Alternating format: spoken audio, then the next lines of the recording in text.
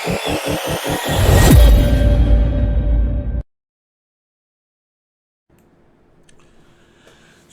Everyone, कैसे हैं आप लोग दोस्तों। मैं हूं आपका दोस्त, आपका teacher CA doctor Amit Khandal. और दोस्तों, हम लोग पढ़ रहे थे रेजिडेंशियल स्टेटस वाला चैप्टर, और ये जो रेजिडेंशियल स्टेटस वाला चैप्टर है ये हमारे लिए बहुत इंपॉर्टेंट हो जाता है दोस्तों। बिकॉज अगर हम इनकम टैक्स को आगे कंटिन्यू करना चाहते हैं तो हमें रेजिडेंशियल स्टेटस निकालना आना चाहिए। अब रेजिडेंशियल स्टेटस कब और कैसे निकाला जाता है, ये सारी बातें दोस्तों मैं आपको कल पढ़ा रहा था लास्ट क्लास में। मैंने बोला था कि जितने भी पर्सन होते हैं उन सभी का रेजिडेंशियल स्टेटस अलग अलग मैनर में निकाला जाता है। जैसे अगर आप एक इंडिविजुअल हो तो आपका स्टेटस अलग तरीके से निकलेगा, एचयूएफ हो, फर्म हो, कंपनी हो, जितने भी पर्सन होते हैं उन सभी का रेजिडेंशियल स्टेटस आपको यहां पर निकालना पड़ता है। तो हमने सबसे पहले जो रेजिडेंशियल स्टेटस निकालना स्टार्ट किया था that is in relation to individual. Individual का रेजिडेंशियल स्टेटस कैसे निकाला जाता है। तो दोस्तों, मैंने आप लोगों को दो बेसिक कंडीशंस यहां पर बताई थी, और मैंने ये कहा था कि इन दोनों में से अगर आप एक भी बेसिक कंडीशन को सेटिस्फाई कर देते हो तो दोस्तों आप यहां पर रेजिडेंट बन जाते हो। अदरवाइज आपको क्या माना जाएगा? अदरवाइज दोस्तों आपको यहां पर नॉन रेजिडेंट माना जाएगा। तो ये सारी बातें मैंने आप लोगों को बताई थी। तो आई थिंक दोस्तों ये सारे पॉइंट्स आपको क्लियर हो गए होंगे। तो रेजिडेंशियल स्टेटस में एक तो कंडीशन ये होती थी कि जो भी हमारा रेलिवेंट प्रीवियस ईयर है उसके अंदर 182 डेज हमारे को इंडिया में होना ज़रूरी है। मतलब रेलिवेंट प्रीवियस ईयर में 182 डेज इंडिया में होना चाहिए। आपको कहाँ होना चाहिए? इंडिया में होना चाहिए। दूसरा कंडीशन ये था कि अगर आप 182 डेज से कम रहे हो इंडिया में, मतलब अगर आप 60 डेज भी रहे हो तो चलेगा, लेकिन जो आपका रेलिवेंट ईयर है प्रीवियस ईयर उससे पहले वाले जो 4 प्रीवियस ईयर हैं उसका एग्रीगेट टोटल जो होता है वो यहाँ पर मिनिमम 365 डेज होना चाहिए, 365 दिन होना चाहिए कम से कम। तो अगर 60 डेज भी पूरे होते हैं, 365 दिन भी हमारे पूरे होते हैं, तो इसका मतलब दोस्तों फिर हमने सेकंड बेसिक कंडीशन को फुलफिल कर दिया है। दोनों में से अगर एक भी बेसिक कंडीशन हमारी यहाँ पर सेटिस्फाई हो जाती है, इट मीन्स हम यहाँ पर क्या बन जाते हैं? रेजिडेंट। अदरवाइज हमको क्या माना जाएगा दोस्तों? अदरवाइज हमको नॉन रेजिडेंट माना जाएगा, राइट। अब दोस्तों एक बात हमेशा ध्यान रखना, इंडिया में जो आने का दिन होता है और जो इंडिया से जाने का दिन होता है उसको हमेशा इंडिया में ही माना जाता है, क्योंकि एग्जैक्ट 24 आवर्स का कैलकुलेशन करना पॉसिबल नहीं होता है। तो दोस्तों आने का दिन और जाने का दिन दोनों को इंडिया में माना जाता है। बहुत बढ़िया। सिटीजनशिप से कोई लेना देना नहीं होता, ये भी बताया था। तो ये सब चीज़ें मैं आपको ऑलरेडी लास्ट क्लास में पढ़ा चुका हूँ। अगर आपने नहीं पढ़ी है तो भाई इनको एक बार ज़रूर पढ़ लीजिएगा। दोस्तों यहाँ पर कुछ एक्सेप्शंस बताए गए हैं। मैंने आप लोगों को 3 एक्सेप्शन यहाँ पर लॉ में बताए थे कि जहाँ पर आपको केवल 182 डेज वाली कंडीशन ही चेक करनी है, आपको 60 डेज वाली कंडीशन चेक नहीं करनी है। इसमें मेंबर ऑफ क्रू का नाम आता है जो इंडियन शिप पर काम करते हैं। दूसरा मैंने बताया था कोई भी इंडियन सिटीजन अगर इंडिया छोड़कर जा रहा है for the purpose of employment, कोई भी इंडियन सिटीजन अगर इंडिया छोड़कर जा रहा है for the purpose of employment उसके लिए। और तीसरा मैंने बताया था इंडियन सिटीजन और पर्सन ऑफ इंडियन ओरिजिन, अगर वो इंडिया में आता है विजिट करने के लिए, घूमने के लिए आता है, मतलब ये जाने का मामला नहीं है, जो तीसरा वाला कंडीशन है वो आने का मामला है। तो वहाँ पर दोस्तों ध्यान रखिएगा, वहाँ पर आपको फर्स्ट बेसिक कंडीशन ही लगाना पड़ेगा। आप वहाँ पर सेकंड बेसिक कंडीशन को नहीं लगा सकते हो। लेकिन दोस्तों एक एक्सेप्शन का भी एक्सेप्शन होता है, वो मैंने आपको लास्ट क्लास में पढ़ाया था। सपोज करो दोस्तों आप एक इंडियन सिटीजन हो या आप एक पर्सन ऑफ इंडियन ओरिजिन हो, राइट। आप एक इंडियन सिटीजन हो या आप एक पर्सन ऑफ इंडियन ओरिजिन हो, और अगर मान लीजिए दोस्तों आप इंडिया में आ रहे हो विजिट करने के लिए, आप इंडिया में आ रहे हो विजिट करने के लिए, और आपकी जो फॉरेन सोर्स वाली इनकम है, फॉरेन सोर्स वाली इनकम को हटा दो, केवल जो आप इंडियन सोर्स से इनकम कमाते हो, इंडियन जो सोर्स से आपको पैसा मिलता है वो ले लो। अगर वो पैसा प्रीवियस ईयर में आपने 15 लाख से ज़्यादा कमाया है इंडियन सोर्स से जो इनकम हुई है वो अगर आपकी 15 लाख से ज़्यादा हुई है तो दोस्तों फिर चाहे आप इंडियन ओरिजिन के व्यक्ति हो, चाहे आप इंडियन सिटीजन हो, अगर आप इंडिया में आए हो विजिट करने के लिए, आप इंडिया में रुकोगे, तो वैसे तो आपको फर्स्ट कंडीशन ही देखना चाहिए 182 वाला, लेकिन लॉ साथ में ये कहता है कि 182 वाला तो आप देखोगे ही देखोगे, आप यहां पर सेकंड नंबर का बेसिक कंडीशन लगा सकते हो। लेकिन दोस्तों याद रखिएगा, जब आप सेकंड नंबर की बेसिक कंडीशन को लगाओगे तो जहां पर आप 60 डेज पढ़ रहे हो ना, 60 दिन, वहां आपको 60 की जगह 120 पढ़ना पड़ेगा। जहां पर आप 60 दिन पढ़ रहे हो वहां पर आपको 120 दिन पढ़ना पड़ेगा। तो ये बात आपको अच्छे से पता होनी चाहिए, ठीक है। जो 60 दिन है उसको आपको 120 दिन पढ़ना पड़ेगा, तो ये बात आपको ध्यान रखनी है यहां पर, राइट। अच्छा, इंडियन ओरिजिन का मतलब समझाया था मैंने। कोई भी व्यक्ति जिसका जन्म इंडिया में हुआ हो वो इंडियन ओरिजिन का व्यक्ति होता है, या उसके कोई पेरेंट्स हैं, ग्रैंड पेरेंट्स हैं, उनका जन्म अगर अनडिवाइडेड इंडिया में हुआ है तो वो भी दोस्तों वो भी इंडियन ओरिजिन के व्यक्ति माने जाते हैं। तो खुद का जन्म इंडिया में हुआ हो या जो भी पेरेंट्स होते हैं, ग्रैंड पेरेंट्स होते हैं, उनका जन्म अगर अनडिवाइडेड इंडिया में हुआ है तो वो सभी लोग इंडियन ओरिजिन के व्यक्ति या इंडियन ओरिजिन के पर्सन माने जाते हैं, राइट। अब हम बात करते हैं दोस्तों एक बहुत इंपॉर्टेंट, ये तो सब मैंने कल की क्लास में ऑलरेडी पढ़ा दिया है, तो आज मैं जो भी आप लोगों को पढ़ाने वाला हूं भाई उसके क्वेश्चंस भी हम लोग सॉल्व करेंगे, क्वेश्चंस भी करवाऊंगा आप लोगों को। तो कौन कौन सा ऐसा पीरियड है भाई जिसको एक्सक्लूड कर देना चाहिए। जब आप यहां पर कैलकुलेशन करते हो तो कौन कौन सा ऐसा पीरियड है भाई जिसको यहां पर एक्सक्लूड कर देना चाहिए, एक्सक्लूड कर देना चाहिए for the purpose of crew. That is very very important condition जो मैं आज आपको पढ़ाने वाला हूं। ये जो आज मैं आपको नई चीज पढ़ाऊंगा दोस्तों, that is in relation to individual. ये बात मैं आपको एक इंडिविजुअल व्यक्ति के बारे में बताऊंगा, ये बात मैं आपको एक ऐसे इंडिविजुअल व्यक्ति के बारे में बताऊंगा जो कि सिटीजन ऑफ इंडिया है, जो कि सिटीजन ऑफ इंडिया है और वो मेंबर ऑफ क्रू है, और वो मेंबर ऑफ क्रू है। तो कोई भी व्यक्ति अगर इंडिया का सिटीजन है और वो मेंबर ऑफ क्रू है, ठीक है, कोई भी व्यक्ति अगर इंडिया का सिटीजन है और वो मेंबर ऑफ क्रू है, तो उसका जो पीरियड होता है जो आपको इंक्लूड नहीं करना है, मतलब जिस पीरियड को आपको एक्सक्लूड करना है वो बता रहा हूं मैं। So according to rule number 126, कोई भी इंडिविजुअल व्यक्ति अगर वो इंडिया का सिटीजन है और वो मेंबर ऑफ क्रू है, मेंबर ऑफ क्रू है, तो द पीरियड और periods of stay in India shall in respect of eligible voyage. तो एक तो मैं आपको यहां पर एलिजिबल वोयाज का मतलब समझाऊंगा कि एलिजिबल वोयाज क्या होता है। तो देखिए, सबसे पहले आप एलिजिबल वोयाज का मतलब समझ लो। एलिजिबल वोयाज का मतलब क्या है? एलिजिबल वोयाज का मतलब है a voyage undertaken by a ship, कोई भी ऐसा शिप जो इंगेज है in the carriage of passengers और फ्रेट इन इंटरनेशनल ट्रैफिक। सीधी सी बात हो रही है भाई, कोई भी ऐसा शिपिंग कंपनी दोस्तों जो कि पैसेंजर्स को लाने ले जाने के बिजनेस में, जो भी हमारा इंटरनेशनल ट्रैफिक होता है, जो भी हमारा बिजनेस है वो बेसिकली शिपिंग बिजनेस होना चाहिए और वो इंटरनेशनल ट्रैफिक में होना चाहिए। इंटरनेशनल ट्रैफिक का मतलब पता है क्या होता है?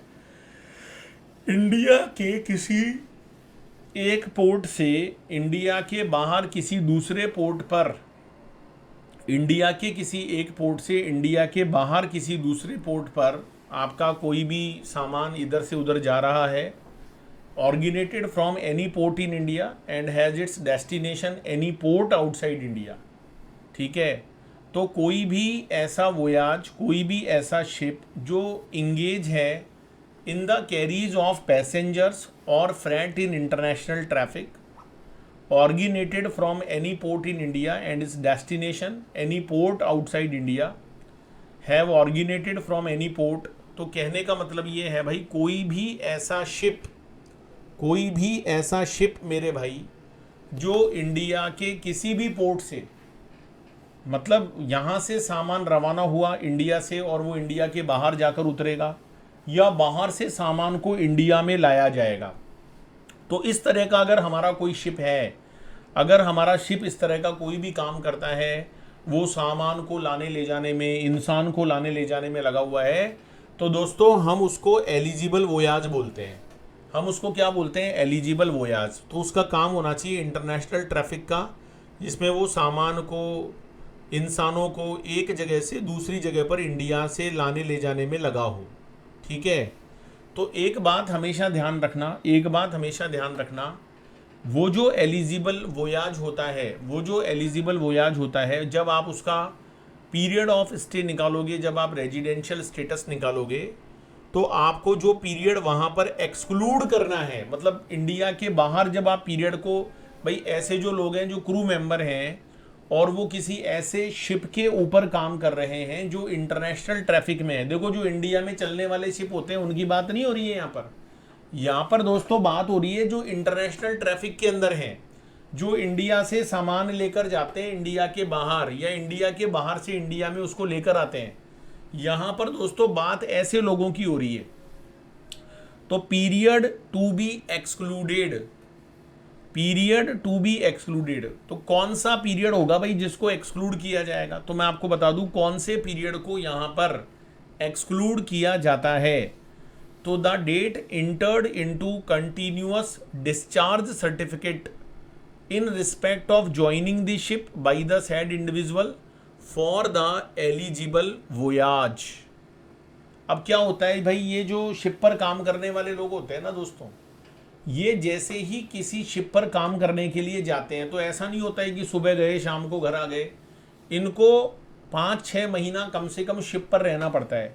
मेरे ऑफिस में बहुत सारे क्लाइंट हैं दोस्तों जिनका शिपिंग पर ड्यूटी है, उनका शिपिंग में उसमें काम करते हैं वो, तो उनको बेसिकली 6-6, 8-8 महीने घर से बाहर रहना पड़ता है।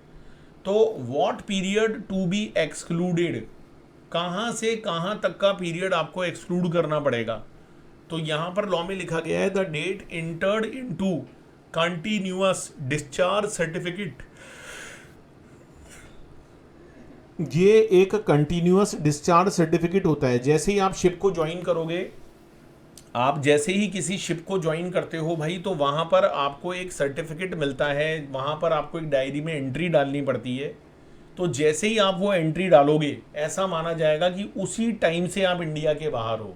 इट मे बी पॉसिबल कि आप इंडिया के अंदर थे, आप नॉट्रिकल माइल्स के अंदर थे, लेकिन लॉ ये कहता है कि अगर कोई व्यक्ति शिप पर काम करता है और वो इंटरनेशनल ट्रैफिक के अंदर है, उसका शिप इंडिया से इंडिया के बाहर जा रहा है, आ रहा है, तो ऐसे जो लोग होते हैं, ऐसे जो क्रू मेंबर होते हैं, वो जैसे ही अपनी ड्यूटी को ज्वाइन करते हैं, जैसे ही वो कंटिन्यूअस डिस्चार्ज सर्टिफिकेट को साइन करते हैं, वहाँ से लेकर जब वो वापस आएंगे भाई, जब वो वापस आएंगे तो फिर से ये सर्टिफिकेट यहाँ पर साइन होगा और उनको साइन ऑफ करके बाहर आना पड़ेगा। उनको दोस्तों साइन ऑफ करके बाहर आना पड़ेगा। तो जिस दिन उन्होंने ज्वाइन किया, जैसे सपोज करो आपने कंटिन्यूअस, आप वेसल पर काम करने वाले हो, आप यहाँ पर दोस्तों क्रू मेंबर हो। अब मान लो जी 15 जुलाई 2023 को आपने कंटिन्यूअस डिस्चार्ज सर्टिफिकेट को साइन इन किया और आप मान लो 31 दिसंबर 2023 को साइन ऑफ कर रहे हो। ये साइन ऑफ करने की डेट है और ये दोस्तों आपकी साइन इन करने की डेट है। वो साइन ऑफ करने की डेट है, ये साइन इन करने की डेट है। तो 15 जुलाई से लेकर और 31 दिसंबर तक का पीरियड आपका एक्सक्लूड माना जाएगा। मतलब जिस दिन आपने साइन करके साइनिंग इन किया वो वाला दिन, और जिस दिन आप साइन आउट करके वापस ड्यूटी को छोड़ोगे वो दिन, वहाँ तक का समय इंडिया के बाहर माना जाएगा। मतलब 15 जुलाई भी इंडिया के बाहर और 31 दिसंबर भी इंडिया के बाहर, और बीच में तो आप इंडिया के बाहर हो ही। जबकि नॉर्मली क्या होता है कि जब हम नॉर्मल किसी व्यक्ति का स्टेटस देखते हैं तो लॉ में लिखा हुआ है कि the date of arrival in India and the date of departure from India both are included in India, ऐसा लॉ में लिखा हुआ है। लेकिन यहां पर दोस्तों एक्सेप्शन है कि जो कंटिन्यूअस डिस्चार्ज सर्टिफिकेट है वो जिस दिन हम साइन इन करेंगे और जिस दिन हम उसको साइन ऑफ करेंगे वो पीरियड दोस्तों हमें यहां पर एक्सक्लूड करना पड़ेगा। उसे हमें यहां पर क्या करना पड़ेगा दोस्तों, उसे हमें यहां पर एक्सक्लूड करना पड़ेगा। तो आई थिंक आपको मेरी बात बहुत जोर से समझ में आ गई होगी, है राइट। तो ये वाली बात है। अच्छा एक बात बताओ, कोई व्यक्ति शिप पर काम करता है लेकिन वो इंडिया के अंदर ही शिप में काम करता है, उसका शिप इंडिया के बाहर नहीं जाता है, तो क्या उसके लिए भी ये सब चीजें आप देखोगे? कंटिन्यूअस डिस्चार्ज सर्टिफिकेट नहीं देखोगे, क्योंकि वो एलिजिबल वोयाज की डेफिनेशन में नहीं आता। तो ऐसे शिप पर काम करने वाले जो लोग होते हैं उनका जब रेजिडेंशियल स्टेटस निकाला जाएगा तो दोस्तों वहां पर आपको नॉर्मल कंडीशंस ही लगानी पड़ेगी, नॉर्मल कंडीशन से ही आपको देखना पड़ेगा। वहां पर ये सब एलिजिबल वोयाज और ये नहीं देखना, ये ओनली कौन से वाले शिप पर देखना है जो इंडिया से सामानों को, इंसानों को लेकर जाता है और इंडिया के बाहर ले जाकर छोड़ देता है, या वहां से बैठाकर लाता है और उनको इंडिया में लाकर छोड़ देता है। ये उनकी बात हो रही है दोस्तों। ये देखो एक एग्जाम्पल भी है, इलस्ट्रेशन, ये भी मैं आपको सॉल्व करवा देता हूं। इस इलस्ट्रेशन में क्या कहा गया है, मिस्टर आनंद एक इंडियन सिटीजन है एंड मेंबर ऑफ क्रू। एक तो वो इंडियन सिटीजन है मिस्टर आनंद। मिस्टर आनंद क्या है? मिस्टर आनंद एक तो इंडियन सिटीजन है और एक वो मेंबर ऑफ क्रू है, member of crew of A Singapore bound Indian ship engage in carriage of passenger in international traffic departing from Chennai port. 6 जून को उन्होंने डिपार्ट किया है, 6 जून को उन्होंने डिपार्ट किया है, 6 जून को उन्होंने डिपार्ट किया है। From the following details for previous year 23-24 determine the residential status of mister Anand. आपको यहां पर रेजिडेंशियल स्टेटस निकालना है मिस्टर आनंद का फॉर द असेसमेंट ईयर 24-25। जो असेसमेंट ईयर 24-25 है उसके लिए आपको यहां पर रेजिडेंशियल स्टेटस निकालना है, ठीक है भाई। Assuming that his stay in India in the last 4 previous year is 400 days. पिछले 4 प्रीवियस ईयर में वो इंडिया में 400 दिन रहे हैं। अच्छा देखो क्वेश्चन में आपको ये भी बताया कि उन्होंने जो कंटिन्यूअस डिस्चार्ज सर्टिफिकेट होता है, जब आप किसी फॉरेन बाउंड शिप पर ड्यूटी ज्वाइन करते हो भाई, तो आपको एक सर्टिफिकेट साइन करके उसमें एंटर होना पड़ता है। तो आप जिस दिन एंटर होते हो वो वाली डेट आपकी 6 जून है।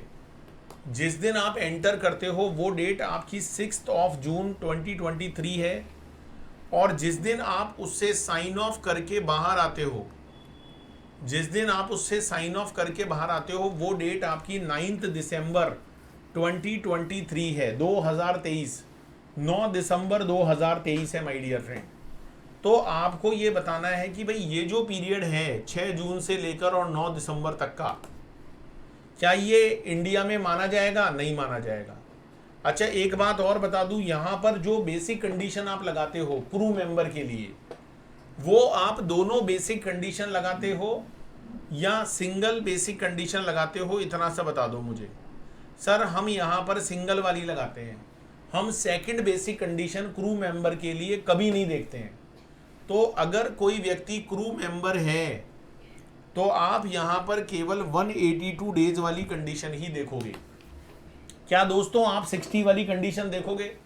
120 भी नहीं देखना है यहां पर, तो क्योंकि ये आने का मामला नहीं है, जाने का मामला है। तो जब जाने का मामला है, क्रू मेंबर का मैटर है, तो वहां पर दोस्तों बेसिक कंडीशन केवल कौन सी वाली लगानी है? बेसिक कंडीशन जो आप यहां पर लगाओगे दैट इज ओनली 182 डेज। दोस्तों जो भी बेसिक कंडीशन आप यहां लगाने वाले हो वो केवल 182 डेज वाली लगाओगे आप। है ना, कौन सी वाली लगाओगे, 182 डेज वाली। तो 182 डेज वाली कंडीशन ही आपको यहां पर लगानी पड़ेगी। तो this is a matter of Indian ship engage in the carriage of passenger in international traffic originating from a port in India and having destination outside India, so the voyage is eligible voyage for the purpose of section 6।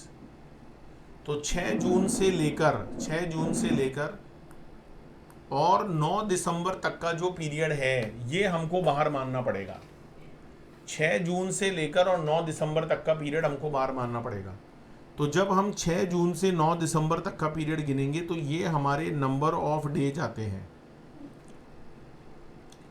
आप गिन लो भाई, जून में आपको 5 जून तक हटाना है तो 25 जुलाई, अगस्त, सितंबर, अक्टूबर, नवंबर और दिसंबर के 9 दिन। तो ये जो 187 डेज हैं, ये जो हमारे 187 डेज हैं, इनको इंडिया के बाहर माना जाएगा। ये इंडिया के बाहर माने जाएंगे। अच्छा, 2023-24 हमारा प्रीवियस ईयर है। हम जो कैलकुलेशन करेंगे वो किसके लिए करेंगे, प्रीवियस ईयर 23-24 के लिए। असेसमेंट ईयर 24-25 का मतलब क्या होता है, असेसमेंट ईयर एक बार आप समझ लो, फिर मैं आपको लिखना भी बता दूंगा। असेसमेंट ईयर 24-25 का मतलब होता है प्रीवियस ईयर 23-24। तो आपको जो नंबर ऑफ डेज यहाँ पर देखने हैं वो आपको प्रीवियस ईयर 23-24 देखना है। अच्छा, ये जो प्रीवियस ईयर 23-24 है, इसमें आपको नंबर ऑफ डेज को चेक करना है। अच्छा, यहाँ पर अगर हम देखते हैं तो 2024 हमारा लीप ईयर हो जाता है। ये जो 2024 है माय डियर फ्रेंड्स, ये हमारा यहाँ पर लीप ईयर हो जाता है, लीप ईयर। अच्छा, लीप ईयर का मतलब क्या होता है, 365 दिन की जगह 366 दिन, इसको हम लीप ईयर बोलते हैं। 365 दिन की जगह 366 दिन होते हैं, 366, इसको दोस्तों हम लोग लीप ईयर बोलते हैं। तो 366 में से 187 डेज आप यहाँ पर हटा दो। अच्छा, ये जैसे ही हटाओगे तो कितने बचेंगे, 179 डेज बचेंगे। तो इसका मतलब आपके जो इंडिया में रहने वाले दिन हैं वो 179 हो जाते हैं, 179, वो 179 है। तो ये जो 179 है दोस्तों, ये हमारे 182 डेज से कम है। ये जो 179 डेज हैं ये हमारे 182 डेज से कम है। तो इसका मतलब हमने बेसिक कंडीशन को फुलफिल नहीं किया। अच्छा, सेकंड वाली हम लगाएंगे नहीं। तो बताओ दोस्तों, इस व्यक्ति का, इस पर्सन का रेजिडेंशियल स्टेटस क्या होगा, नॉन रेजिडेंट। इस व्यक्ति को क्या माना जाएगा, नॉन रेजिडेंट माना जाएगा। तो आपको रेजिडेंट और नॉन रेजिडेंट निकालना आया, बेसिक कंडीशन समझ में आई, दोनों बेसिक कंडीशन क्लियर है। एक्सेप्शन आपको याद है, जहां पर आपको फर्स्ट वाली ही देखनी है, जिसके अंदर क्रू मेंबर का नाम आता है, जिसमें इंडियन सिटीजन अगर इंडिया छोड़कर जा रहा है नौकरी के लिए उसका नाम आता है। इंडिया का सिटीजन या इंडियन ओरिजिन का व्यक्ति अगर इंडिया में आता है, if it is coming into India, तो वहां पर दोस्तों आपको बेसिक कंडीशन नंबर 1 भी लगा सकते हो और 2 भी लगा सकते हो। लेकिन 2 कब लगा सकते हो, जब उस व्यक्ति की, उस पर्सन की इंडिया से कमाई जाने वाली income excluding foreign source income अगर वो 15 लाख से ज्यादा हो जाती है। दोस्तों, अगर वो हमारी 15 लाख से ज्यादा हो जाती है तो फिर हमको यहां पर सेकंड बेसिक कंडीशन लगा सकते हैं। लेकिन जब हम सेकंड बेसिक कंडीशन को लगाएंगे तो वहां पर 60 डेज की जगह 120 डेज हो जाएगा। जो 60 दिन आप पढ़ रहे हो ना, वहां 60 की जगह आपको 120 दिन पढ़ना पड़ेगा। जो 60 दिन वाली कंडीशन है वहां पर आपको 120 दिन पढ़ना पड़ेगा दोस्तों। तो ये सारी बात आई थिंक आपको बहुत जोर से समझ में आई होगी, राइट? इज इट क्लियर और नॉट? यस सर, क्लियर, बिल्कुल सर, बात बहुत जोर से समझ में आ गई। अब मैं आपको एक चीज और बताऊंगा। लॉ के अंदर दोस्तों एक प्रोविजन है जिसको बोलते हैं डीम्ड रेजिडेंट। और ये जो डीम्ड रेजिडेंट का कॉन्सेप्ट है ये आपको सेक्शन 6 और सबसेक्शन 1A में बताई गई है। डीम्ड रेजिडेंट का मतलब होता है कि सामने वाले को रेजिडेंट मान लो। डीम्ड रेजिडेंट का क्या मतलब होता है कि सामने वाले को रेजिडेंट मान लो, मानो तो ठीक, मानना पड़ेगा, मतलब आपको रेजिडेंट मानना पड़ेगा। तो आई थिंक दोस्तों डीम्ड रेजिडेंट का मतलब समझ में आया आपको। Section 6 subsection 1A, section 6 subsection 1A जो है ना, उसे हम यहां पर डीम्ड रेजिडेंट बोलते हैं। अब हमको ये जानना बहुत जरूरी है कि भाई ये डीम्ड रेजिडेंट का मतलब क्या है, किसको बोलते हैं डीम्ड रेजिडेंट। तो डीम्ड रेजिडेंट बोलते हैं कोई भी इंडिविजुअल पर्सन। डीम्ड रेजिडेंट किसको बोलेंगे, कोई भी individual person being and Indian citizen. कोई भी इंडिविजुअल व्यक्ति अगर वो इंडियन सिटीजन है और उसकी जो टोटल इनकम है, टोटल इनकम का मतलब होता है दोस्तों सारे हेड्स की इनकम का टोटल। मैंने आपको स्टार्टिंग में भी बताया था कि जो इनकम टैक्स होता है वो किसी एक पर्टिकुलर हेड पर या किसी पर्टिकुलर इनकम पे नहीं लगता है। जितने भी इनकम के सोर्स हैं उन सब की टोटल इनकम निकाली जाती है। कुछ डिडक्शंस वगैरह होते हैं जिससे आपको टैक्स बेनिफिट मिलता है, वो माइनस होते हैं। तो दोस्तों जो टोटल इनकम है, वो टोटल इनकम अगर किसी व्यक्ति की other than foreign source, law में लिखा हुआ है other than foreign source income, किसको छोड़ दो, फॉरेन सोर्स वाली इनकम को छोड़ दो, मतलब इंडियन सोर्स वाली इनकम को यहां पर आप कवर कर लो। जो इंडियन सोर्स वाली इनकम है उसको आप कवर कर लो, फॉरेन सोर्स वाली इनकम को छोड़ दो। यहां पर किसको छोड़ दो, फॉरेन सोर्स वाली इनकम को। तो इंडियन सोर्स वाली इनकम को ले लो, ठीक है। अगर वो इनकम आपकी 15 लाख रुपए से ज्यादा हो जाती है प्रीवियस ईयर में, अगर वो इनकम आपकी 15 लाख रुपए से ज्यादा हो जाती है तो आपको deemed to be resident in India माना जाएगा। ये लॉ ने एक प्रोविजन पास कर दिया कि जो व्यक्ति भारत से आय कमाएगा, 15 लाख से ज्यादा उसकी इनकम होगी, इंडिया वाली इनकम अगर उसकी 15 लाख से ज्यादा होगी, तो ऐसे व्यक्ति को डीम्ड रेजिडेंट इन इंडिया माना जाएगा, प्रोवाइडेड कि he is not liable to tax in any other country, बशर्ते कि वो दूसरी कंट्री में टैक्स देने के लिए क्या ना हो, लाइबल ना हो। तो दोस्तों वैसे तो क्या होता है, देखो जब हम रेजिडेंशियल स्टेटस निकालते हैं तो हमें बेसिक कंडीशन चेक करनी पड़ती है।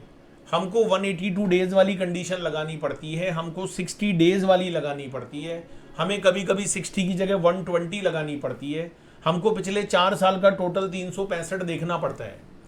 लेकिन लॉ कहता है कि कोई भी व्यक्ति, कोई भी पर्सन अगर इंडियन सिटीजन है, अगर कोई भी व्यक्ति भारतीय नागरिक है और वो अगर इंडिया से इनकम कमा रहा है और इंडिया से कमाई जाने वाली जो उसकी इनकम है वो अगर किससे ज्यादा हो जाती है भाई, वो किससे ज्यादा हो जाती है, 15 लाख रुपए से ज्यादा हो जाती है, 15 लाख रुपीज से ज्यादा हो जाती है ड्यूरिंग द प्रीवियस ईयर, तो ऐसे व्यक्ति को deemed to be resident in India माना जाता है।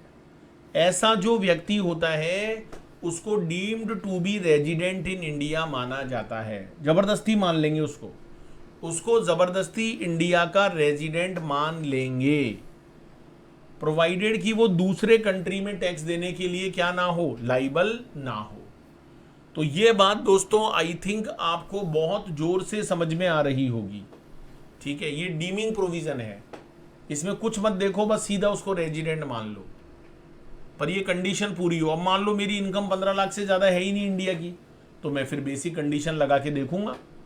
या मान लो मेरी इनकम तो बहुत है 15 लाख से ज़्यादा, पर वो सारी फॉरेन सोर्स की है, तो भी मैं नॉर्मल प्रोविज़न लगा के देखूंगा।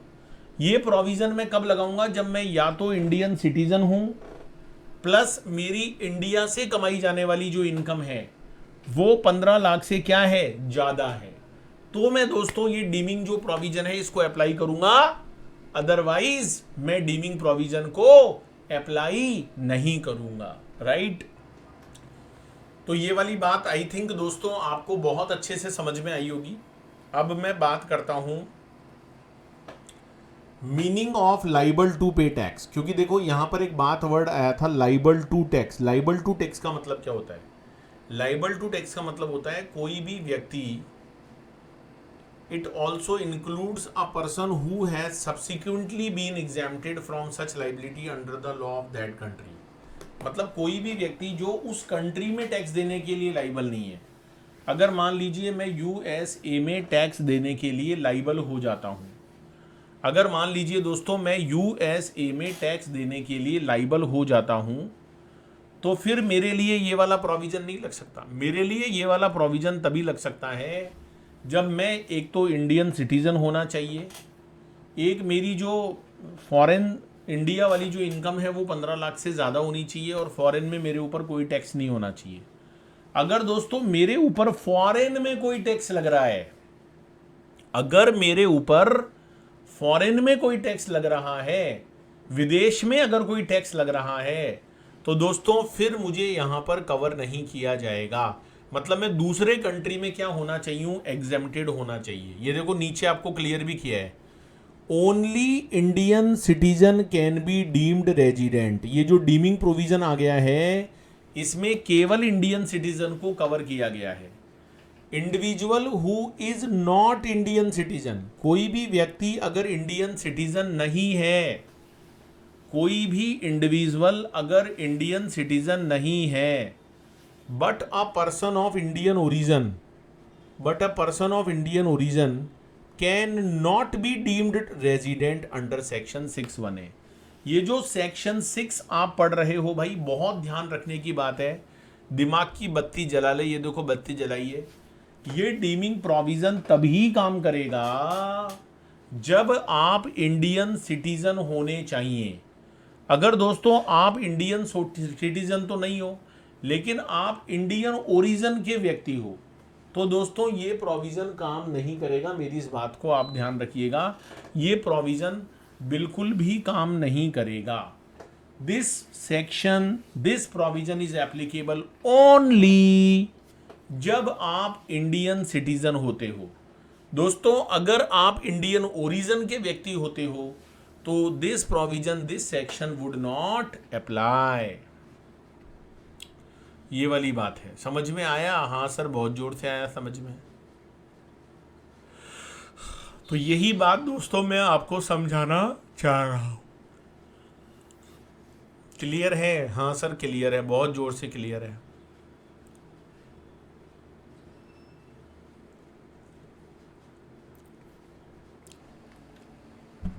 तो चलिए दोस्तों, अब अपनी यात्रा को हम लोग यहाँ पर आगे बढ़ाते हैं। रेजिडेंट और नॉन रेजिडेंट वाली बात तो आई थिंक आप लोगों को समझ में आ गई होगी कि कौन व्यक्ति रेजिडेंट होता है, कौन व्यक्ति नॉन रेजिडेंट होता है। इसको मैं ऐसे समझाता हूँ, जैसे आप लोगों ने यहाँ पर किसी भी इंडिविजुअल का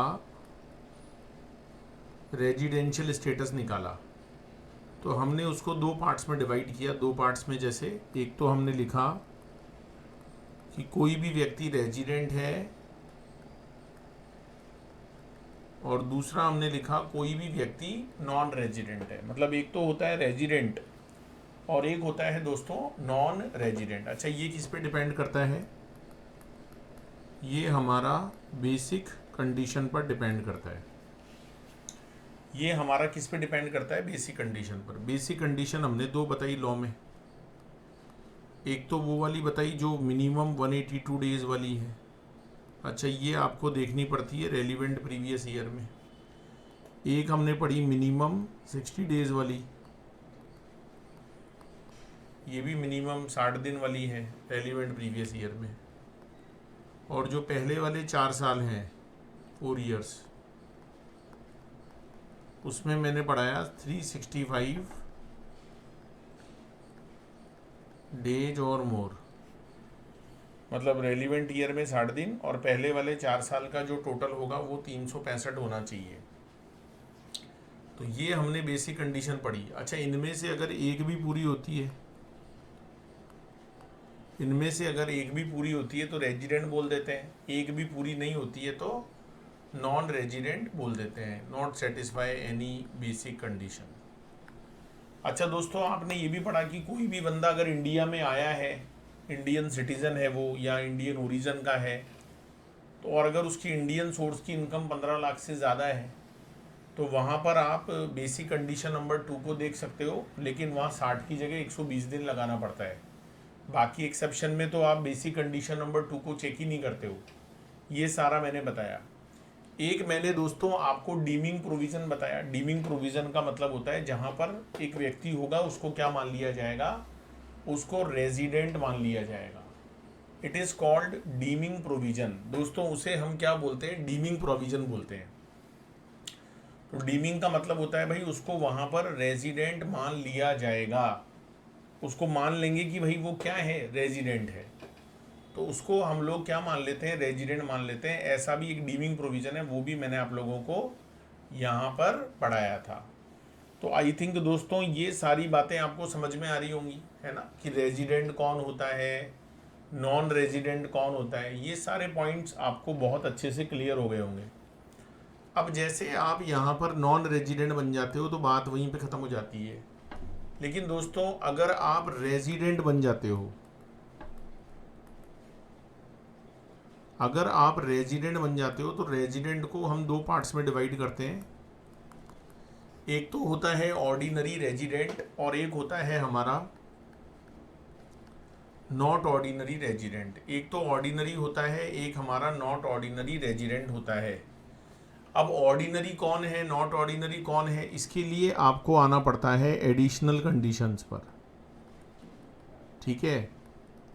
इसके लिए आपको आना पड़ता है एडिशनल कंडीशंस पर। अब एडिशनल जो कंडीशंस हैं वो आपको लॉ में दो दे रखी हैं। पहले मैं एक बार अपने हिसाब से पढ़ाता हूँ, फिर जो हमारे नोट्स में लिखा है उसके हिसाब से भी पढ़ाऊँगा जो लॉ में प्रोविज़न है। तो अगर आप नॉन रेजिडेंट बन जाते हो दोस्तों तो बात आपकी वहीं ख़त्म हो जाती है, आपको कुछ भी नहीं करना पड़ता। जैसे ही आप नॉन रेजिडेंट बनोगे बस बात ख़त्म हो गई, your status is non resident. लेकिन दोस्तों अगर आप यहाँ पर रेजिडेंट बन जाते हो तो रेजिडेंट बनने के बाद हमें इसको फर्दर 2 कैटेगरीज में डिवाइड करना पड़ता है। जैसे ही आप रेजिडेंट बनोगे इसे हमें फिर से 2 कैटेगरीज में डिवाइड करना पड़ेगा, है ना। फिर से हमें इसको 2 कैटेगरीज में डिवाइड करना पड़ेगा। एक को बोलेंगे ऑर्डिनरी रेजिडेंट और एक को बोलते हैं नॉट ऑर्डिनरी रेजिडेंट। सर अब ये कैसे पता चलता है कि भाई कौन ऑर्डिनरी है कौन नॉट ऑर्डिनरी है, ये कैसे पता चलता है? तो ये पता चलता है मेरे भाई एडिशनल कंडीशन से। ये बात आपको पता चलती है एडिशनल कंडीशन से कि कौन तो ऑर्डिनरी है और कौन भाई साहब नॉट ऑर्डिनरी है। ये बात हमको एडिशनल कंडीशन से पता चलती है।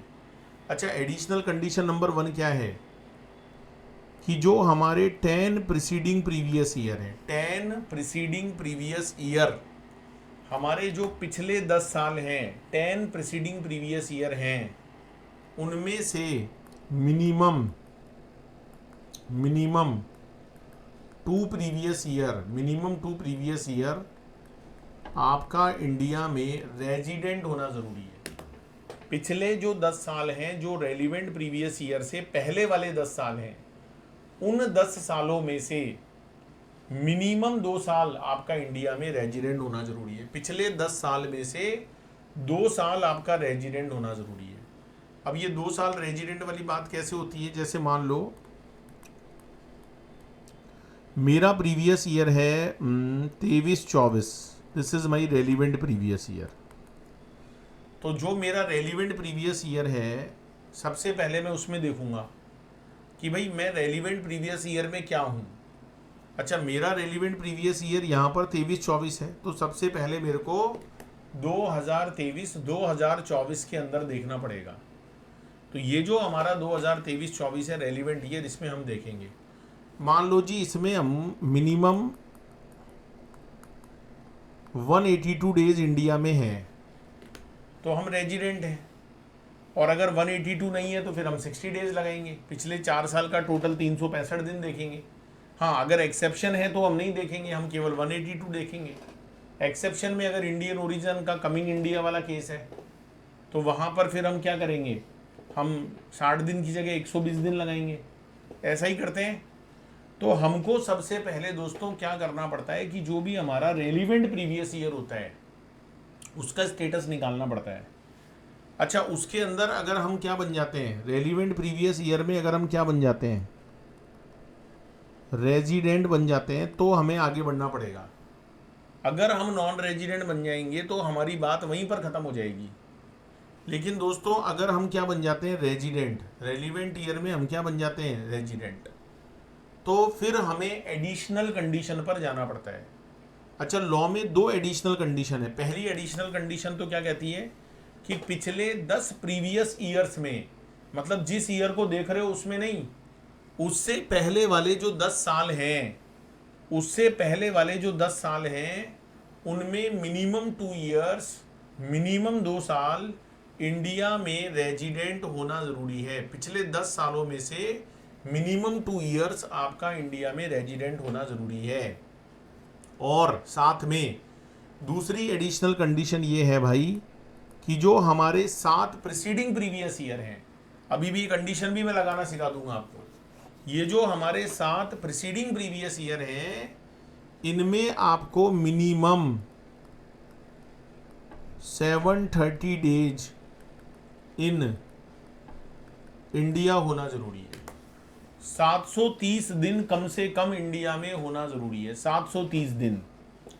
तो अगर आप दोस्तों दोनों एडिशनल कंडीशंस को सेटिस्फाई कर देते हो, अगर आप यहां पर दोनों एडिशनल कंडीशंस को सेटिस्फाई कर देते हो, मतलब जो 10 में से 2 साल वाली है उसको भी कर देते हो, और 7 साल में जो मिनिमम 730 दिन वाली कंडीशन है उसको भी कर देते हो, तो आप रेजिडेंट बन जाते हो। अदरवाइज आप क्या हो, अदरवाइज आप क्या हो, अदरवाइज आप यहां पर नॉन रेजिडेंट माने जाते हो। मतलब सॉरी, अगर आप दोनों एडिशनल कंडीशन को सेटिस्फाई करोगे, बोथ, अगर आप दोनों एडिशनल कंडीशन को सेटिस्फाई करोगे बोथ, तो आप बन जाओगे ऑर्डिनरी रेजिडेंट। और अगर आप एडिशनल कंडीशन दोनों में से एक भी नहीं कर पाए या दोनों ही नहीं कर पाए, तो आप बन जाओगे नॉट ऑर्डिनरी रेजिडेंट। मतलब बेसिक तो कोई एक करनी पड़ती है, लेकिन जो एडिशनल कंडीशन है वो आपको दोनों करनी पड़ती है ना। अगर दोनों करते हो तो ऑर्डिनरी, दोनों ही नहीं करते हो या एक भी नहीं करते हो तो नॉट ऑर्डिनरी। अब जब हम यहां लॉ को देखते हैं तो लॉ ने इसको उल्टे तरीके से बोला है। लॉ ने क्या बोला है, देखो, लॉ ने इस बात को उल्टे तरीके से बोला है। इन्होंने बोला कि कोई भी व्यक्ति अगर रेजिडेंट है, कोई भी व्यक्ति अगर रेजिडेंट है, लेकिन वो जो रेजिडेंट है उसको नॉट ऑर्डिनरी रेजिडेंट कब माना जाएगा। अच्छा, ये जो नॉट ऑर्डिनरी वाली बात है ना, ऑर्डिनरी नॉट ऑर्डिनरी, ये हम इंडिविजुअल और एचयूएफ के लिए ही देखते हैं। एचयूएफ का खैर अभी आया नहीं, मैं पढ़ा दूंगा, अभी हम केवल इंडिविजुअल की बात कर रहे हैं। कोई भी व्यक्ति अगर रेजिडेंट बन जाएगा तो दोस्तों ऑर्डिनरी है या नॉट ऑर्डिनरी है वो तो रेजिडेंट बनने के बाद ही पता चलता है। तो कोई भी व्यक्ति अगर रेजिडेंट बन जाता है, लेकिन रेजिडेंट बनने के बाद वो नॉट ऑर्डिनरी रेजिडेंट बनता है, रेजिडेंट के साथ में वो क्या बनता है, नॉट ऑर्डिनरी रेजिडेंट। तो कब बनता है वो नॉट ऑर्डिनरी रेजिडेंट, जब वो नीचे बताई गई कंडीशंस में से किसी भी एक को सेटिस्फाई कर देता है। अभी देखना, आपको समझ में आएगी बात। नीचे बताई गई कंडीशंस में से अगर वो एक भी कंडीशन को सेटिस्फाई कर देगा, एक भी कंडीशन को, अगर उसने एक भी कंडीशन को सेटिस्फाई कर दिया तो हम उसको नॉट ऑर्डिनरी रेजिडेंट बोलेंगे। और अगर एक भी कंडीशन को सेटिस्फाई नहीं कर पाता है, अगर एक भी कंडीशन को सेटिस्फाई नहीं कर पाता है, तो दोस्तों फिर हम उसको नॉट ऑर्डिनरी रेजिडेंट बोलते हैं। फिर हम उसको क्या बोलते हैं, नॉट ऑर्डिनरी रेजिडेंट। अगर एक भी कर देगा तो नॉट ऑर्डिनरी, और अगर एक भी नहीं करेगा, एक भी कंडीशन को अगर सेटिस्फाई नहीं करेगा, तो फिर वो ऑर्डिनरी रेजिडेंट बन जाएगा। फिर वो क्या बन जाएगा दोस्तों, ऑर्डिनरी रेजिडेंट। राइट, देखो क्या क्या कंडीशन है। पहली, if such individual has been non resident. अब मेरी बात को समझना, मैंने एडिशनल कंडीशन में क्या बताई आपको, पिछले 10 साल में 2 साल आप इंडिया में रेजिडेंट बन जाओ, है ना। तो जैसे मेरा रेलिवेंट ईयर 23-24 है, तो मैं इससे पहले वाले 10 साल देखूंगा।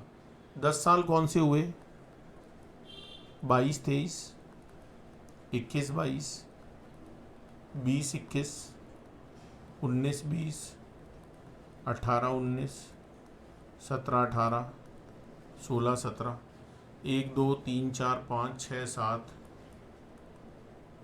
15 16 14 15 13 14 ऐसे 10 साल। तो इन 10 साल में से किसी भी 2 साल में आपको रेजिडेंट बनना है, किसी भी 2 साल में आपको रेजिडेंट बनना है। जैसे मान लो मैं इसमें चेक करूं कि भाई रेजिडेंट था या नहीं था, तो मुझे 22-23 में बेसिक कंडीशन को लगा के देखना पड़ेगा। मुझे 22-23 में बेसिक कंडीशन को लगाकर देखना पड़ेगा। अगर मैं 22-23 में बेसिक कंडीशन पूरी करता हूं एक भी, तो मैं रेजिडेंट हूं।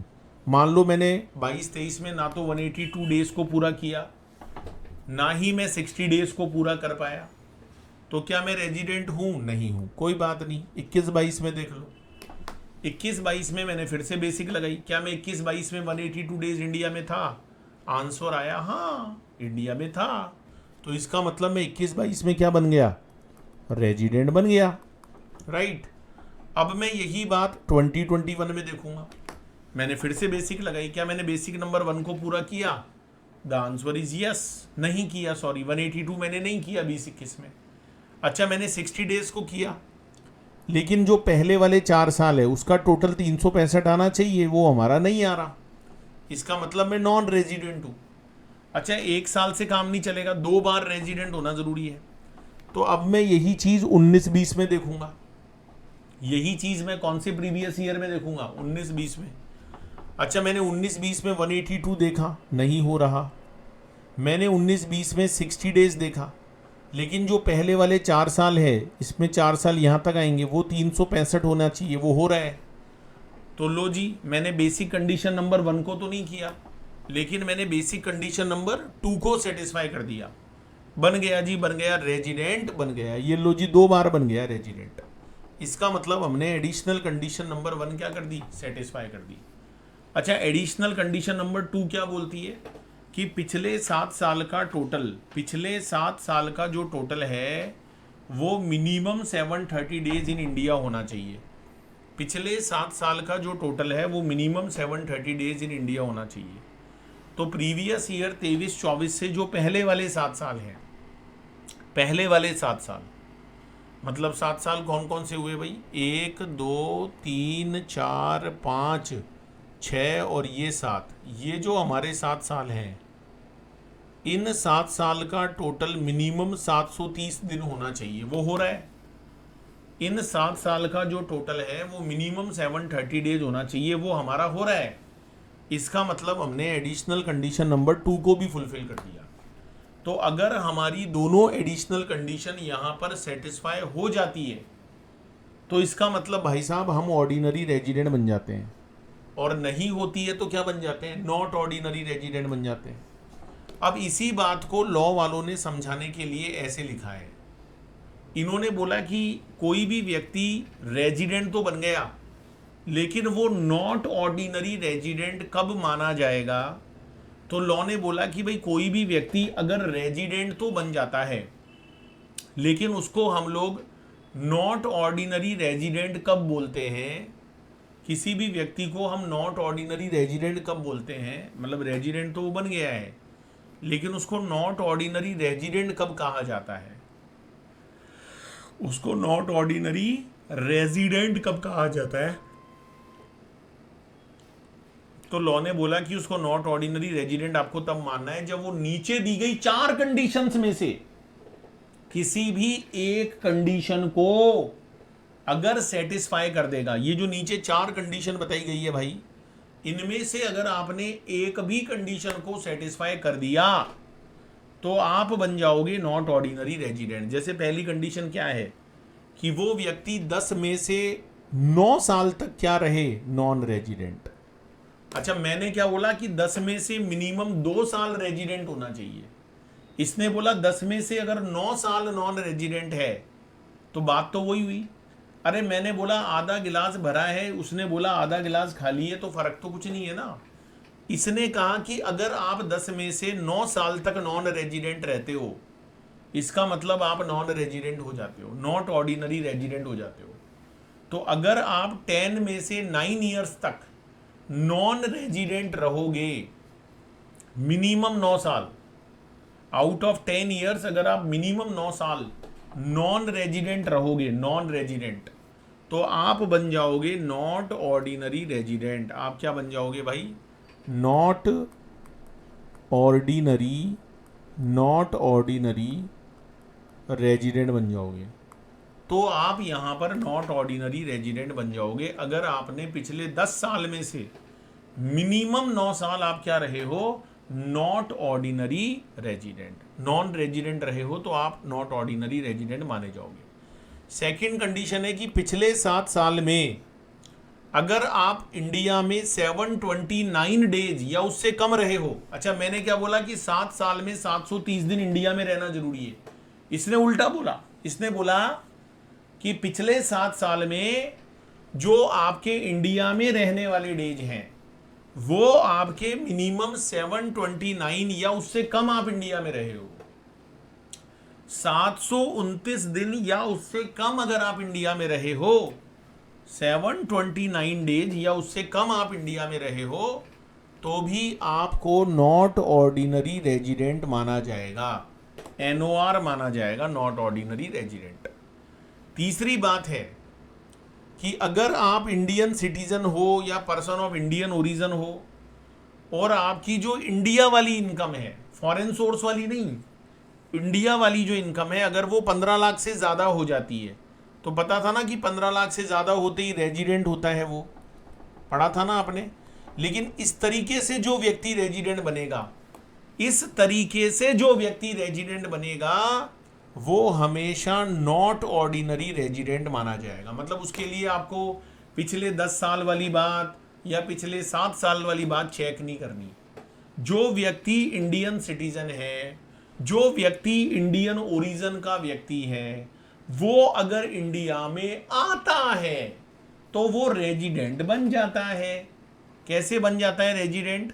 अच्छा, रेजिडेंट कैसे बन जाता है? जब उसकी इंडिया वाली इनकम 15 लाख से ज़्यादा हो, तो अगर वो व्यक्ति 120 दिन भी पूरे करता है तो आप उसको रेजिडेंट मान लेते थे। बोलो मानते थे नहीं मानते थे? आप 182 भी लगाते थे, 182 नहीं करता था तो आप सेकंड वाली भी लगाते थे। अच्छा दोस्तों, जब आप सेकंड वाली लगाते थे तो वहां पर सेकंड वाली में क्या होता था कि जहां आप 60 डेज पढ़ रहे हो, जहां आप 60 दिन पढ़ रहे हो, वहां 60 की जगह 120 डेज हो जाता था। वहां पर दोस्तों 60 की जगह 120 डेज हो जाता था, है ना। और वहां पर दोस्तों जो व्यक्ति इस तरीके से रेजिडेंट बनता था, इस तरीके से अगर कोई व्यक्ति रेजिडेंट बनता था, माय डियर फ्रेंड्स, इस तरीके से अगर कोई भी व्यक्ति रेजिडेंट बनता था तो वो हमेशा फिर नॉट ऑर्डिनरी रेजिडेंट माना जाएगा। उसको हम क्या बोलेंगे? Not ordinary resident. उसको नॉट ऑर्डिनरी रेजिडेंट बोलेंगे। और चौथा पॉइंट था, एक डीमिंग प्रोविजन होता था, याद है आपको? सेक्शन 61A, जिसमें इंडियन सिटीजन की इनकम अगर 15 लाख से ज़्यादा होती थी, इंडिया वाली, अगर आप इंडिया के सिटीज़न हो और आप दूसरे देश में टैक्स नहीं दे रहे हो, अगर आप इंडिया के सिटीज़न हो और अगर आप दूसरे देश में टैक्स नहीं दे रहे हो और अगर आपकी इंडिया वाली इनकम 15 लाख से ज़्यादा है, तो आपको सेक्शन 61A के अंदर डीम टू बी रेजिडेंट मान लिया जाता था। बताओ माना जाता था नहीं माना जाता था? तो जो इस तरीके से रेजिडेंट बनेगा वो हमेशा नॉट ऑर्डिनरी रेजिडेंट माना जाएगा। वो अब आप सोच रहे होंगे सर ये सब बातें आप क्यों पढ़ा रहे हो, ऑर्डिनरी नॉट ऑर्डिनरी। दोस्तों इसके लिए मैं एक चार्ट बनवाऊंगा आपको, उस चार्ट को समझने के बाद ये सारी बातें पकड़ में आएगी आपकी कि भाई मैं ये सारी बातें क्यों पढ़ा रहा था आपको, राइट। तो ये वाली बात आपको यहां पर दोस्तों स्पेसिफिकली ध्यान रखनी है, ये चीज आपको बहुत अच्छे से याद रखनी है। तो कोई भी अगर इंडिविजुअल व्यक्ति है, कोई भी पर्सन अगर इंडिविजुअल पर्सन है, तो ऐसा जो व्यक्ति होता है, ऐसा जो इंडिविजुअल पर्सन होता है, ये देखो, तो अगर आप थर्ड पॉइंट या फोर्थ पॉइंट के कारण रेजिडेंट बने हो तो आपका स्टेटस हमेशा नॉट ऑर्डिनरी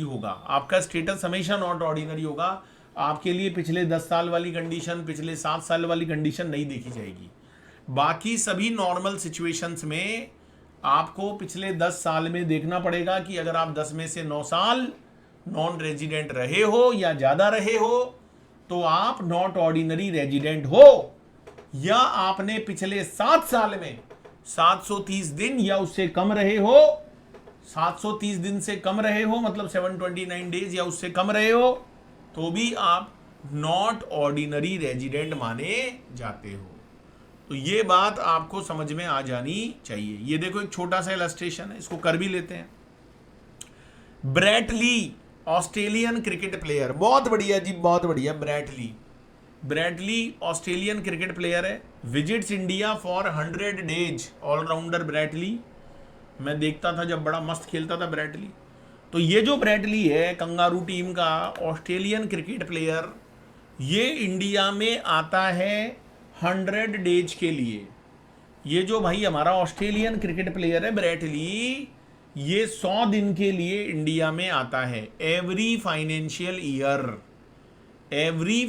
ईयर 100 दिन के लिए इंडिया में आता है। This has been his practice for the past 10 financial year. इसकी पिछले 10 साल से ये प्रैक्टिस चल रही है, पिछले 10 साल से। Find out his residential status for the assessment year 24-25। तो आपको असेसमेंट ईयर 24-25 का रेजिडेंशियल स्टेटस निकालना है। बताओ भाई, अगर असेसमेंट ईयर 24-25 होगा तो प्रीवियस ईयर कौन सा हुआ? अगर असेसमेंट ईयर 24-25 होगा तो प्रीवियस ईयर हो जाता है 23-24। अब 23-24 में ये कितने दिन इंडिया में आया होगा? 100 दिन आया होगा, ठीक है। और इससे पहले वाले जो 4 साल हैं, 22-23, 21-22, 20-21, 19-20, इसमें टोटल 400 होता है, मतलब 365 दिन से ज़्यादा होता है। तो ये व्यक्ति रेजिडेंट तो बन गया। अच्छा, ये एक्सेप्शन में भी फॉल नहीं करता ब्रेट ली। ये ना तो इंडियन ओरिजिन का है ना इंडियन सिटीजन का है। अगर ये इंडियन ओरिजिन, इंडियन सिटीजन होता और इंडिया में आता तो मैं पहली बात तो सेकंड बेसिक कंडीशन लगाता ही नहीं, मैं ओनली फर्स्ट वाली लगाता। लेकिन यहाँ पर फर्स्ट पूरी नहीं हो रही थी तो मैंने सेकंड वाली लगाई, और जैसे ही मैंने सेकंड वाली लगाई, बन गया जी, बन गया, रेजिडेंट बन गया। क्या बन गया? रेजिडेंट बन गया। लेकिन दोस्तों, हमें पिछले 7 साल का टोटल भी देखना पड़ेगा। हमको पिछले 7 साल का टोटल भी देखना पड़ेगा, और पिछले 7 साल का टोटल अगर हम देखते हैं तो 100 × 7 करने पर ये 730 दिन निकल कर आता है। 700 डेज, जो कि 730 दिन से कम है। तो भाई जैसे ही 730 दिन से आप कम हो, एक भी कंडीशन पूरी हो गई, 730 दिन से कम हो, तो आप बन जाते हो not ordinary resident. Assessment year 24-25 के लिए आपको नॉट ऑर्डिनरी रेजिडेंट मान लिया जाता है। अरे आई क्या बात समझ में? हाँ सर, आई बात समझ में, बहुत जोर से आई। तो Brett Lee is resident but not ordinary resident, ठीक है, ये वाली बात है। अच्छा, ये आपको कंडीशन साथ में लिखनी पड़ेंगी। ये जो दोनों कंडीशन है ये देनी पड़ेंगी भाई। नॉट ऑर्डिनरी रेजिडेंट कौन होता है? जो नीचे दी गई कंडीशन में से कोई भी एक पूरी करे। वैसे अपन ने 4 लिखी थी, पर बाकी जो लास्ट वाली 2 है उससे तो मतलब ही नहीं है, क्योंकि ना तो ये डीमिंग प्रोविजन में आ रहा, डीम्ड वाला जो रेजिडेंट है उसमें भी नहीं आता, ना ये इंडियन ओरिजिन का है। तो अगर इन दोनों में से एक भी पूरी कर देगा, 10 में से 9 साल नॉन रेजिडेंट रहा हो, पिछले 7 साल में 729 दिन या कम रहा हो, तो रहा है ना कम, सेकंड कंडीशन को कर रहा है ना पूरी, तो उसको हम क्या बोलेंगे ब्रेटली को, कि बेटा ब्रेटली, आप 730 दिन वाली को मत सोचो, आप 10 में से 2 साल को मत सोचो, कंफ्यूजन होगा। आप तो जो यहाँ नोट्स में लिखी हुई है उसको पढ़कर जाओ। तो बेटा ब्रेटली, तुम 729 दिन या उससे कम रहे हो, तो तुम यहाँ पर क्या बन जाओगे? अरे तुम क्या बन जाओगे? Not ordinary resident. ओहो, क्या बन गया? नॉट ऑर्डिनरी रेजिडेंट बन गया। अच्छा, कंडीशन नंबर बी में क्या लिखा है देखो, वुड योर आंसर चेंज, क्या आपका आंसर चेंज हो जाता if the above facts relates to Srinath, an Indian citizen who resides in Australia and represent the Australian cricket team. Srinath India का था। अच्छा, इंडिया का व्यक्ति अगर इंडिया में आता तो फिर हम यहाँ पर बेसिक कंडीशन दोनों में से कोई सी भी लगा सकते थे, है ना, लगा सकते थे। लेकिन जब हम 60 दिन वाली लगाते तो पहले अपने को उसकी जगह 120 लगाना पड़ता, याद है। इंडिया का व्यक्ति इंडिया में आता है स्टे करने के लिए तो 60 की जगह आप 120 दिन लगाते हो, क्योंकि 182 तो पूरा हो नहीं रहा। अच्छा, श्रीनाथ का 120 से कम है, श्रीनाथ तो 100 दिन ही आया है, तो इसका मतलब श्रीनाथ क्या बन जाएगा, नॉन रेजिडेंट। क्या बन जाएगा, नॉन रेजिडेंट। ये लिखा हुआ है ना, देखो, if the above facts relate to Srinath and Indian citizen who resides in Australia comes on visit to India, he would be treated as non resident in India irrespective of his total income since his stay in India is less than 120 days। 120 दिन से कम है। सी पर आ जाओ। What would be your answer if Srinath has visited India for 120 days instead of 100 days?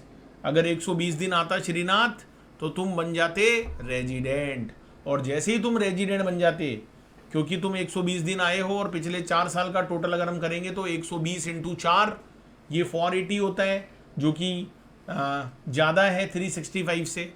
तो ऐसी condition में तुम resident बन जाते, लेकिन तुम कौन से वाले बनते, नॉट ऑर्डिनरी। ये देखो, श्रीनाथ की टोटल इनकम अगर 15 लाख से ज़्यादा होती इंडिया वाली तो वो व्यक्ति रेजिडेंट माना जाता, बट नॉट ऑर्डिनरी रेजिडेंट। क्योंकि जो व्यक्ति इस कारण से रेजिडेंट बनते हैं, मैंने बताया था ना, इस कारण से, इस कारण से मतलब कौन से वाले कारण से, कौन से वाले रीजन से, कौन से वाले रीजन से, 15 लाख से ज्यादा इनकम वाला जो रीजन है उसके कारण अगर आप रेजिडेंट बनते हो तो आपका स्टेटस हमेशा दोस्तों, हमेशा नॉट ऑर्डिनरी रेजिडेंट माना जाता है। तो यहां पर ये व्यक्ति क्या बन जाता, not ordinary resident, not ordinary resident बन जाता अगर इसकी इनकम 15 लाख से ज्यादा होती। अगर इसकी इनकम 15 लाख से ज्यादा नहीं होती तो फिर हम जो सेकंड बेसिक कंडीशन है उसको लगाते ही नहीं। हम कौन सी वाली लगाते, 182 वाली, और 182 से तो ये कम है। तो इसका मतलब मेरे भाई फिर श्रीनाथ तू क्या बन जाता, नॉन रेजिडेंट बन जाता। क्या बन जाता, नॉन रेजिडेंट। तो आई थिंक दोस्तों ये बात आपको बहुत अच्छे से समझ में आई होगी कि फिर वो नॉन रेजिडेंट बन जाता, नॉन रेजिडेंट। तो आप लोगों को मैं कुछ होमवर्क के लिए क्वेश्चन दे देता हूँ, आप लोगों को ये पीडीएफ भी मिल जाएगा। तो आप लोगों के लिए कुछ होमवर्क क्वेश्चंस हैं।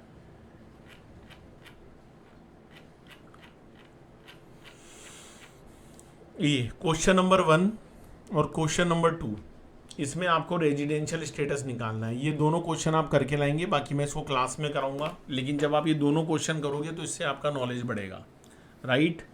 तो चलिए दोस्तों, थैंक यू सो मच। बचा हुआ पार्ट नेक्स्ट क्लास में करते हैं। आज के लिए इतना ही। अगर आपने हमारे प्रीवियस वीडियो नहीं देखे हैं तो जरूर देख लीजिएगा। लास्ट में एक ही बात बोलूंगा, जोश दिल में जगाते चलो और जीत के गीत गाते चलो। Thank you so much for watching this video. Thank you so much.